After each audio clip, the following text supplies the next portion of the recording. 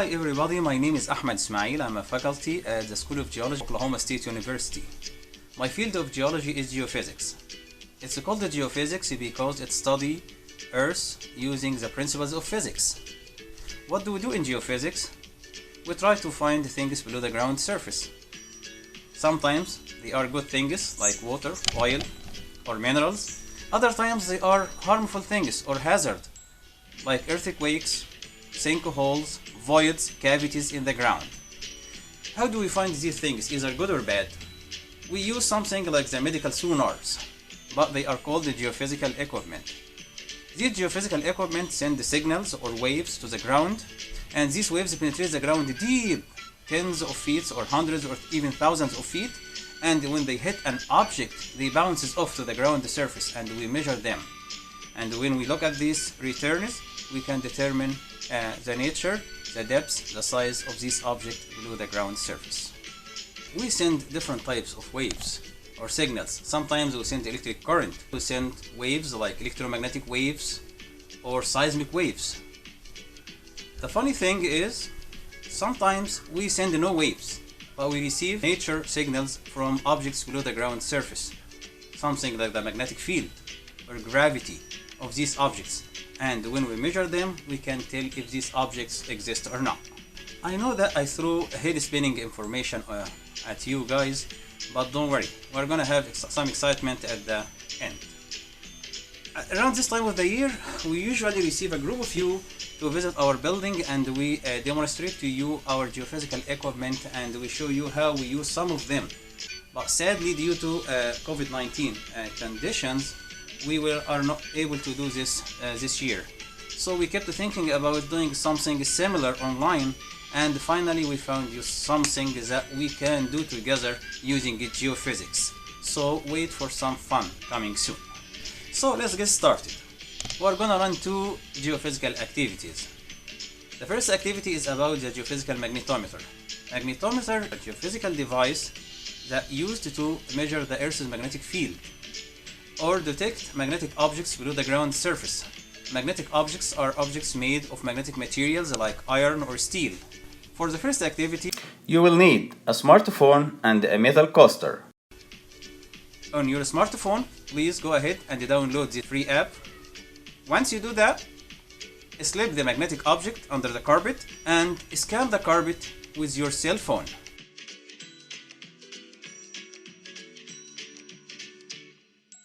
Let's make this even more fun.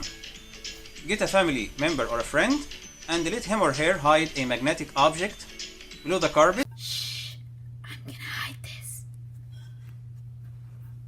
And use your magnetic sensors in your cell phone and try to detect or find this object. I'm not detecting anything. I wonder where she put it. Wait a minute. I'm starting to detect something. I might have found it. I found it! So the second geophysical activity is about the geophysical seismometer. The seismometer is a device that measures the ground vibration or ground movement or shaking. Ground can be vibrated or shaken due to earthquakes. It can be traffic, or even a walking person can shake the ground underneath his or her feet. So, can we get our geophysical seismometer from our lab and share it with you right now? Unfortunately, no. We found out our cell phones also have sensors that can be used as seismometers. So, to investigate this and run this activity, all what we need is your cell phone again, and guess what? Yourself as a source for ground shaking or vibration. Let's get started. Download this app on your cell phone. It's free, don't worry. And once you download the app, you will see three lines again on your screen. One is X, the other is Y, the third is Z. Put the phone on a flat surface and make sure it's completely flat. Look at the screen. If everything is quiet, you see nothing almost on these three lines, X, Y, and Z. Now start to shake the ground. Start to create a little earthquake. Jump off the ground. Once you do that, you will see that one of these strong pulses appear on the screen. Shake the ground in a different direction. Tap the table in the X direction and look at the screen. Tap the table in the Y direction and look at the screen. In each time, you will see that your smartphone seismometer is detecting the strength of ground vibration in different directions, X, Y, and Z. Let's make it even more fun. Let's call on some family members or friends and see which one of them can shake the ground harder or cause stronger ground movement. Run the app, put the phone on a flat surface and let every one of them jump off the ground and look at the pulses that generated by each one of them. Look, I made a tiny pulse.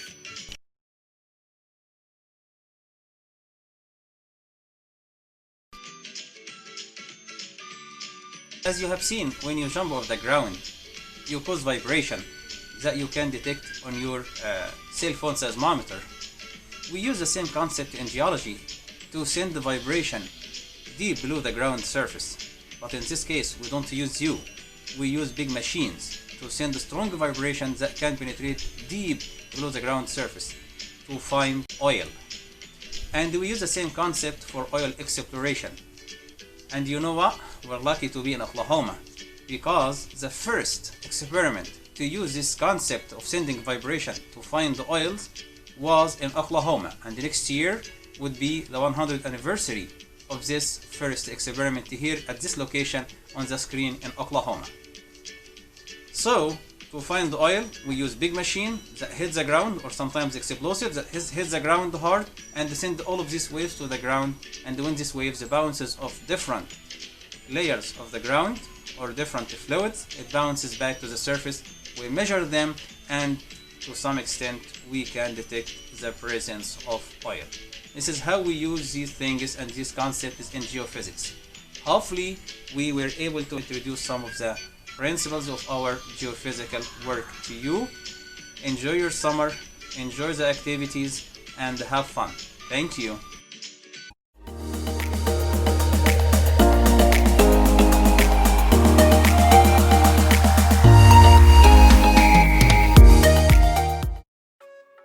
Hello, Grandparent University students. My name is Dr. Tracy Kwan, and I am a geochemist in the Boone Pickens School of Geology. One of the things that I study is looking at the chemical signals left behind in past environments. And some of those past environments are environments in which petroleum has the capability to accumulate. Now, as some of you may know, petroleum is one of the resources available in Oklahoma.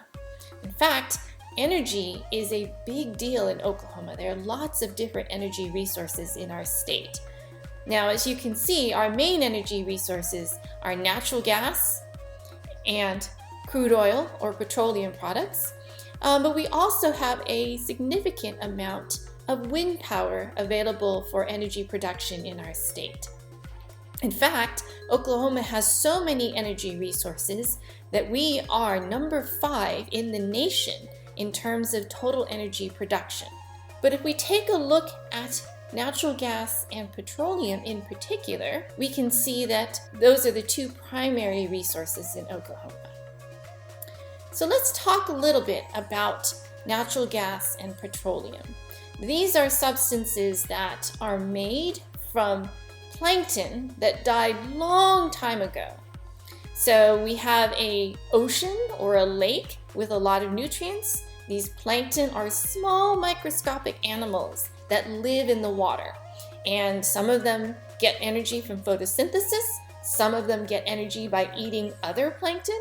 But eventually all of these plankton die and they sink down through the water column until they hit the seafloor. And we call that process sedimentation. Now, if conditions are right, we can preserve the organic matter that was once living plankton in the seafloor. And we need special conditions. We need an environment that doesn't have a lot of oxygen, and we generally need an environment that was able to produce a lot of organic matter, such that when they all die, they sink and there's a huge amount of organic material left. Now, eventually that organic material gets buried underneath other layers of sedimentation as the years go by, and after millions and millions of years, and with the addition of a little bit of temperature, what happens to those once living plankton is that they get converted to petroleum.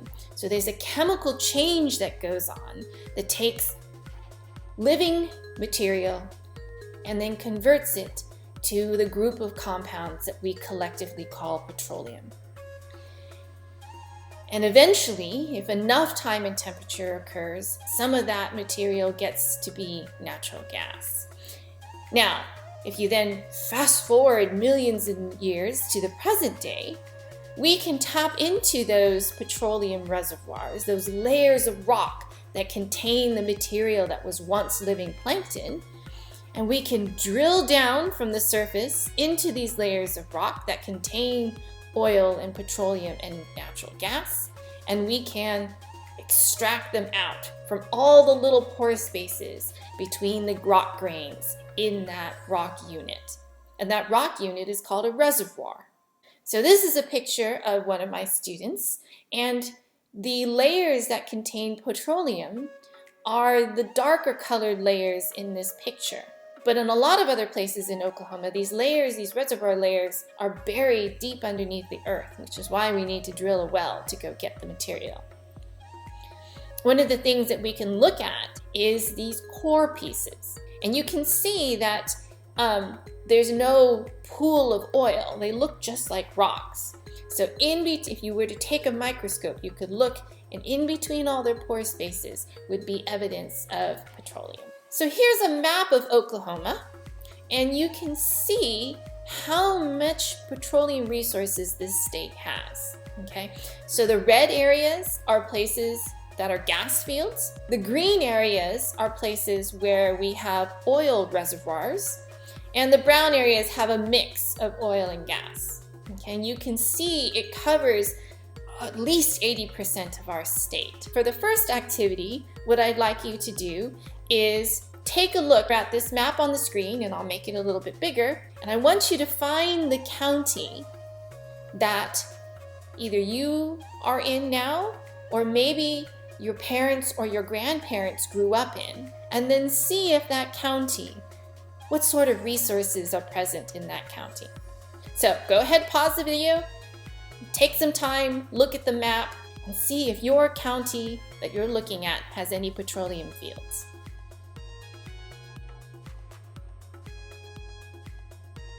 So after we retrieve petroleum from the earth, we need to do something with it. It's a bunch of different compounds that make up petroleum, and they're used for a variety of different things. So what happens is this petroleum essentially gets split into a bunch of different fractions, and each fraction is used for different things. This diagram here shows the kinds of products that can be made from 1 barrel of crude oil. Some of it can be used for transportation, such as gasoline or jet fuel. Some of it can be used to heat your house. But there's a whole bunch of other products that can be made from compounds found in petroleum. Okay? So if we were to look at all the items in our house, we would find many that were made from compounds that originated from petroleum. So a lot of our plastics, for example, those are all primarily made from compounds derived from petroleum. So here's another activity. Go around your house. Take a few minutes to go around your house and find at least 8 items. And these items can be anything. It should be all sorts of different things. Okay? And once you gather your items, and maybe some of the other people in your house can gather their 8 items as well, gather them all together, and then see if you can decide whether the items you have were made from petroleum products or not made from petroleum products? Okay, so go ahead, pause the video, go and find your items, take a little time and try to decide whether they are made from petroleum or not made from petroleum, and then come back to the video and we'll talk about a few of them.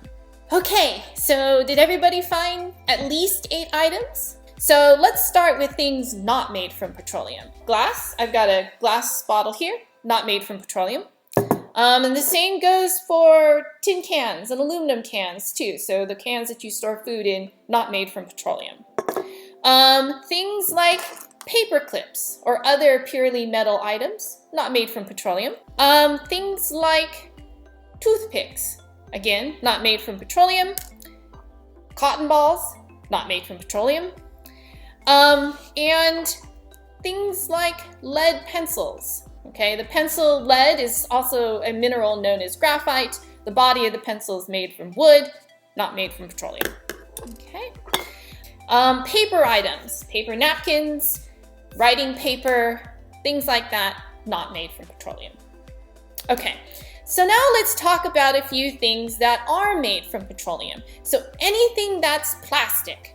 Okay, so I've got a plastic fork here and a plastic bag. Those items are plastic. They are generally made from petroleum. Okay. Things like butane, so the thing that fuels the flame in this barbecue lighter, butane, is a fuel made from petroleum. Okay, so that's one of our petroleum items. Okay. Things that are sort of gel-like ointments. So I have here an advanced healing ointment if you have really dry skin, okay? And this stuff is sort of a clear gel, and that is generally petroleum jelly and made from, obviously, petroleum. Things that are solvents. So for example, nail polish comes in sort of a very clear, smelly solvent. That solvent generally made from petroleum. Other things made from petroleum. Coatings, non-stick coatings. So this pan has a non-stick coating made of Teflon. Teflon is made from petroleum compounds. Now, other things are a little bit more variable, whether they're made from petroleum or not. And that sort of depends on what you have in your house in particular. So for example, rubber bands. These rubber bands here that are sort of a brown color, okay? They are generally made from natural latex. Latex is a plant product. So these rubber bands, not made from petroleum. However, this rubber band that I use for my hair does not have a latex rubber band, has a artificial rubber band, and that artificial rubber band is made from petroleum. Okay. Other things that can be made from petroleum are not. Fabrics. Okay. So here I have a bandana, and then I have a microfiber cleaning cloth. The bandana is made from 100% cotton, not made from petroleum, made from a cotton plant. Okay. This microfiber cloth, all the little fibers and strands are made artificially from compounds that originated from petroleum. Other things made from petroleum. The active ingredients in some drugs are made from petroleum. So this is some acetaminophen, and acetaminophen in the manufacturing process starts with compounds that originated from petroleum and then were converted into a pain reliever. Some flavorings are made from compounds that originated from petroleum. And in the process of converting those compounds to compounds that are flavors, they are safe. They are perfectly fine for human consumption, for human use. Okay? The other thing that might be made from petroleum in this pack of gum is something that they call on the package gum base. And that's just sort of the base chewy substance that forms gum. So just wanted to give you a little survey of the types of materials that you can find products that were once made from petroleum in. So have some fun. Go find another set of items in your household and see if you can decide whether they're made from petroleum or not. So hope you had fun with this section of the Oklahoma Geology major, and we hope to see you in person next summer.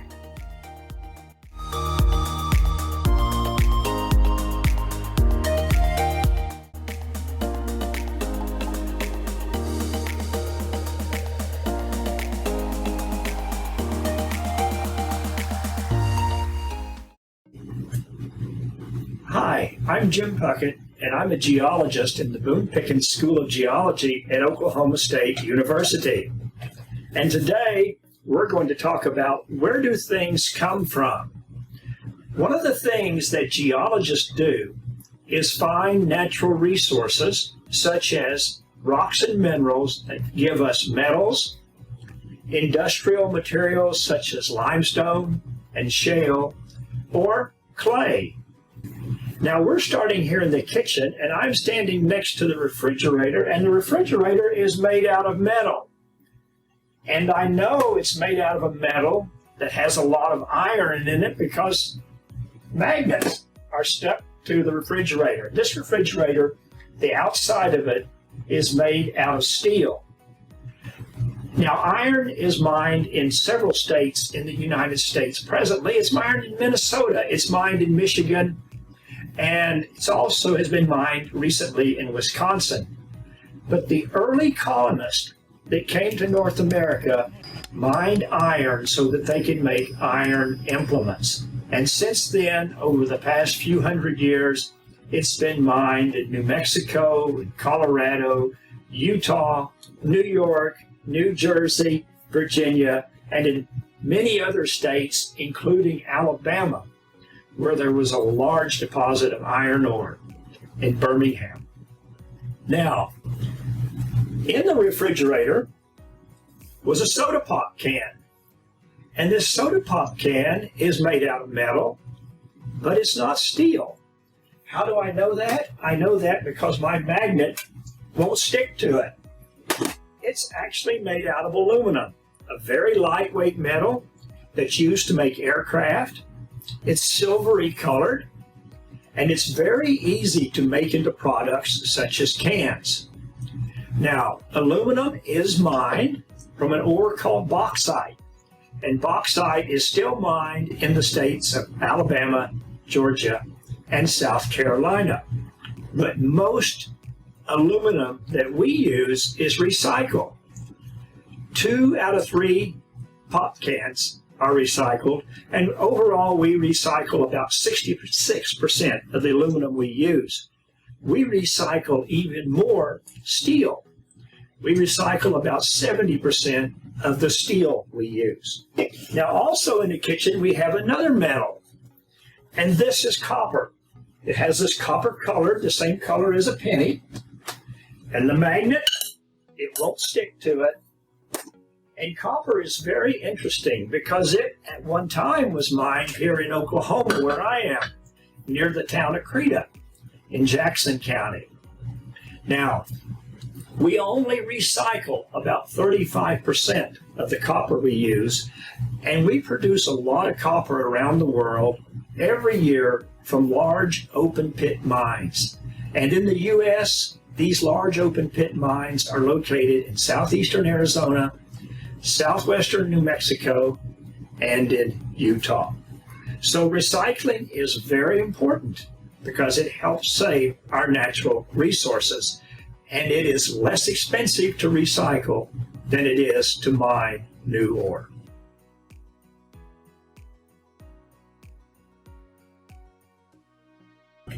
Hello, we're back in the kitchen again to look at a few more items. The first thing we're going to look at is glass. Now, where does glass come from?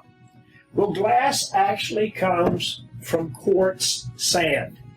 Quartz sand is mined or quarried, it's melted, and then formed into the objects that we can use. Now, also in our kitchen, we have a coffee cup or two. And this is a pottery cup with a few chickens on it. And this is made from clay, as is this coffee cup, as is this figure, as is this piece of tile, kitchen tile, or this floor tile. These are all made from clay. Floor tiles, paving tiles, bricks are made from a clay called common clay. There's a special kind of clay called fire clay. Fire clay is used to make heat-resistant bricks, such as the bricks that line a fireplace. Then there's a clay called ball clay, and ball clay is especially liked by potters because it's a white clay and it's easy to decorate. And then there's one other common type of clay called kaolin, and kaolin is used to make china and porcelain. Now, I just noticed in the kitchen we have something else. This is a brass candlestick holder, and it is metal. And my magnet won't stick to it, but what is brass? Brass is a mixture of zinc metal and copper metal. And we talked about copper a while ago, but we really haven't talked about zinc. Oklahoma, where I am, was the world's leading producer of zinc about 100 years ago, around 1920. It was the leading zinc producer in the world for about 10 years. And this zinc was mined in far northeastern Oklahoma at the town of Pitcher, Oklahoma, in what was known then as the Tri-State Mining District. Well, that mining district was abandoned in 1967, and because of pollution associated with the metals that were mined there, it is now known as the Tar Creek Superfund site. And in the material that accompanies this video is some information on the Tar Creek Superfund site.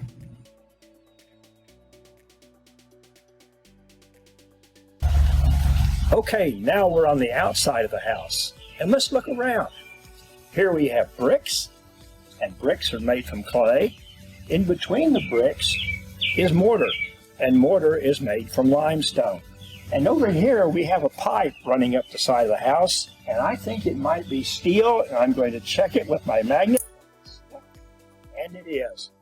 So there are things made from earth materials all around the house. Hello, well, this is the final short video from our kitchen, and we're going to talk about what is right behind me, and that is the wall. This wall is covered with something called sheetrock or wallboard, and sheetrock, or what we call wallboard, is made from gypsum. Gypsum is a rock made up of the mineral selenite. And gypsum is important to us in Oklahoma because Oklahoma is one of the leading producers of gypsum in the United States. Now, this wall is textured and painted, but behind here is a sheetrock, and sheetrock is one of the leading materials used in residential and commercial construction in the United States of America. Well, now I have an activity for you. With the material that accompanies this video, there's an activity where you get to look around your house or your yard or your barn for geologic things. There's a list here, and you can decide whether they are a metal or not. Then you can decide whether that metal is magnetic or not. Anyway, this is just a fun little activity where you can find geologic material in your home.